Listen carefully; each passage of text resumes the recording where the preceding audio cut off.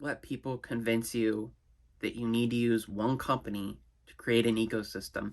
An ecosystem can be made by products that work well together across multiple companies. Hello and welcome to Michael Pepper Tech. I have another video for you on my thoughts talking about the Samsung event yesterday where they presented some new products as well, some new laptops and some two-in-ones.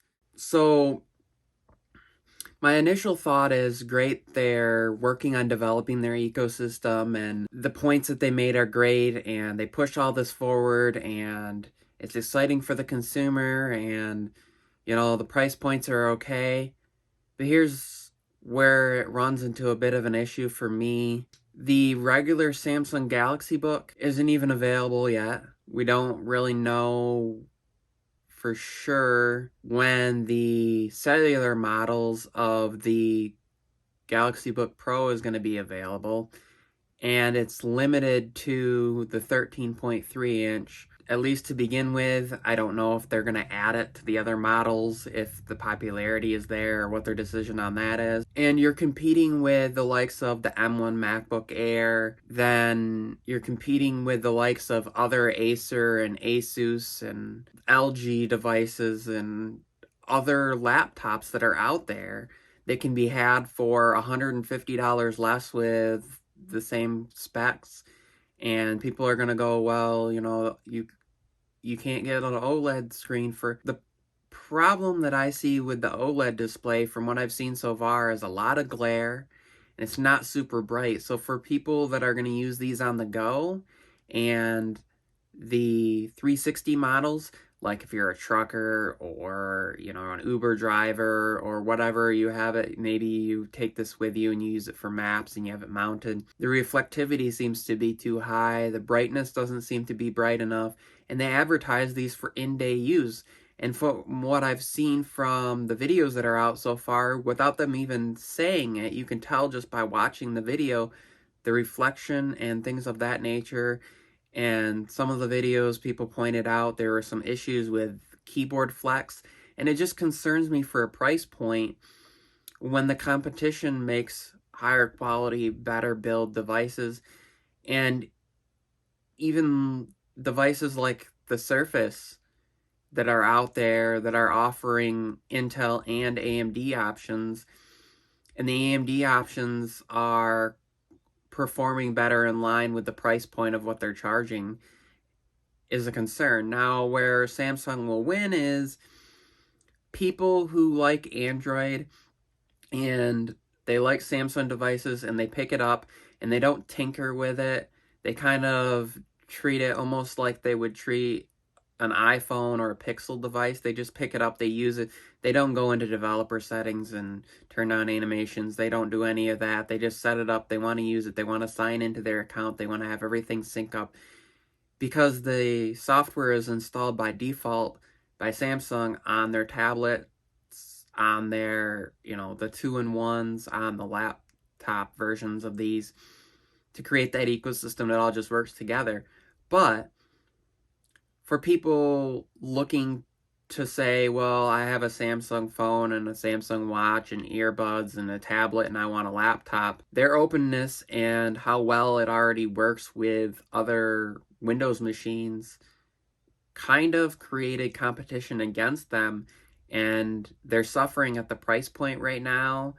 I know chip limitations and costs to get access to those and other hardware is suffering right now, and I think it's just a struggle because when you provide this already, and a year ago they started doing things with the Your Phone app and they started adding options where you could put their apps on the toolbar at the bottom so you don't even have to search for them. You can just have them there and click and launch them like you would launch any application on your computer.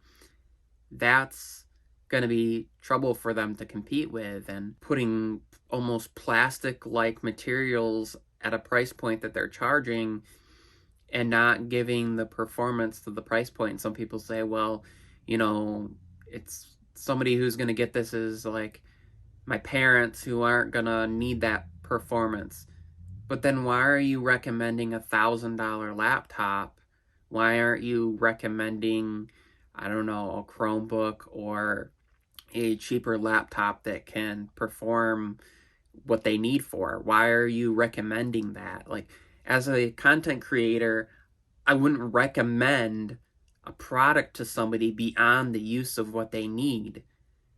Like, I wouldn't tell somebody to buy the 12 Pro Max or the iPad Pro if they don't need that performance, if they don't need the touch of the iPad and the Apple Pencil and the low latency, and they don't need the content creation performance as far as video editing and photo editing. They're just doing some minimal stuff. Maybe they throw some photos up on Instagram and they share to Google Photos or iCloud sharing and this and that.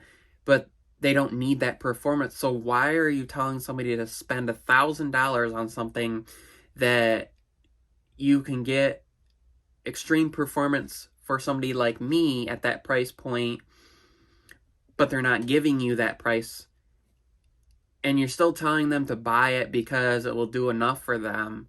That's a failure as a content creator, in my opinion. So if somebody's telling you that, question why they're saying, oh, it's okay enough because, oh, it's part of this company's ecosystem. No, that's BS. I can make an ecosystem that will work just as well for under that $1,000 cost with Samsung. I could grab a Tab S6 Lite or an S5e and, you know, an A52 phone and a Chromebook and their earbuds and all this, and probably get it for the less than the cost of just that phone, or close to the cost of just that tablet that, you know, people seem to be pushing. So think about what you need and think about what they're offering, and don't just say, well, it's my company, it's Samsung, or it's my company, it's Apple. I've fallen for that. Yes, I use the Apple ecosystem. I'll admit to that. I use it because it works so smoothly together, but I'm getting the performance that I'm paying for, and I need that performance because of what I do, the editing that I'm trying to expand. I'm trying to get better quality. I'm trying to get better at that skill, and I need the performance out of it, and I'm trying to offer higher quality to you guys. And the everyday user doesn't need that. So why are people telling you that you do? Why are people not talking about the less expensive options that will offer what 99.9% of people need? Ask yourself that question. Tell me in the comments what you think about these products. Tell me in the comments, would you rather save a little bit of money and install the applications yourself real quick? You know, Samsung, right on their own site, instructs you how to do it. It's one click and it's done. Or is ease of use and compromising a little bit on performance and hardware where you go? And why the Samsung not offering the base model that starts at $549 just yet? And are they even going to offer? And it doesn't even look like they're going to offer that in the US. So it's like they're trying to push everybody to the high end. I would take a look at Asus. I would take a look at Acer. I'd take a look at something like the LG Gram if you're looking at, you know, getting into the 15-inch, $1,300, $1,400 and up models. They announced the higher end ones that have a 3050 Ti, which NVIDIA hasn't even announced yet, but they're putting into that. Take a look around. Don't just look at the company because, oh, I like their phone. Take a look around. You can use products from multiple companies. I use a Tab S7 Plus. I use a Windows computer for streaming and for some editing, and I use, you know, Apple products together, but I also use Android products and are mixed in there, and I use a TicWatch, and I use OnePlus earbuds. Don't let people convince you that you need to use one company to create an ecosystem. An ecosystem can be made by products that work well together across multiple companies, And if you like one smartwatch better than an Apple Watch, and you like an an Android phone better than an iPhone, and maybe but you want to use an iPad and a MacBook, use it. There's software that makes it work. These companies understand that in order to compete with each other and intermix with each other, that they need to start offering some of these things outside of their own ecosystem, and that competitors will create it if they don't. And that's why you have RCS and Google Messages, and that's why you have people using Facebook Messenger and Telegram and stuff like that, and iMessage isn't even important in the rest of the world. Anyways, enough about ranting. I hope you like this video, and if you haven't, please hit that thumbs up, and if you haven't subscribed, please do so. Let me know your thoughts down below, and join me in the next one. This has been Michael Pepper Tech, where I don't only talk tech, I live it. God bless.